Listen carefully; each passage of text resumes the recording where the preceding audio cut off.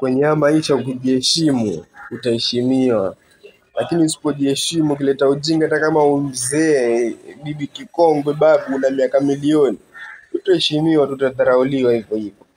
Leo kwa stage hapo zile za kwenda Vanga zile, matatu haijajaa, gari haijajaa kabisa, haina watu, nikaingia vizuri, watu wakaanza kuingia, so wajua zile gari za kusubiria za kutegea, watu wakaja wakaongezeka. Kuna mzee antulia pale nje ya kuvuta sigara yake, kamaliza sigara ikawa antulia tu mwenyewe, ana haraka, antulia tu, gari paka ishajaa kabisa, gari atakaiondoke, ndo mzee yuaja kwenye gari ataka apande.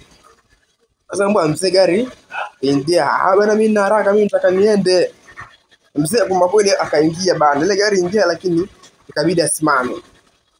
Gari anza kuondoka, gari mfika Montesnaye, mzee anza kuonesha huruma, kila mtu ameochuna antulia, mimi namcheki tu kwa jicho la pembe pale, nachezea simu yangu.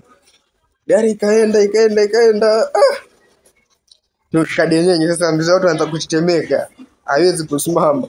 Kulikuwa na demu hapo kando, akamwambia mpishe, demu ikawa yamwangalia kumwambia lolote. Sasa akaniona ule demu ni mkubwa, kanaona mimi size yake yani ni mdogo, weza akanitoshanisha, akanipima. Uone mzee kama unatetemeka hapa atakaanguke. Hebu enuka mzee aketi. Kamwangalia, sikumjibu lolote. Enuka, huna adabu. Ujiheshimu. Tuto hamna maadili. Kimya. Mzee akaendelea kubwata. Sasa ni ile anishika yenenua. Kabidi sasa huyo mzee bana anipanda kichwani. Huyo mzee bana analetea utoto. Na kushika hapo sijalipa. Naambia nini conductor? Conductor bana, mimi nishukishe, mimi tafute gari nyingine. Mimi nasubiria gari pale masaa yote.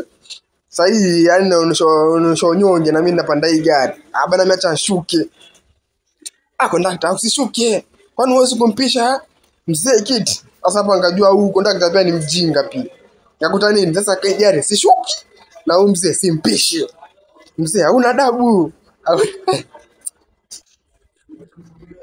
Sasa mzee vita vyake, asili stress zake alihamishia kwangu. Kama kweli bana wala wenye gari wakaanza kunitetea.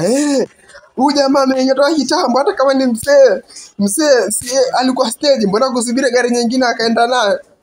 Gari ilienda mpaka tufika stage huko tutashuka. Mzee watu akafenti. Huyu mzee angejiheshimu, angeheshimika. Kwanza angepanda gari, ambaye haijajaa gari sahihi. Cha pili, angetumia lugha nzuri, angeheshimika. Lakini vile aleta utoto, itabidi alete utoto.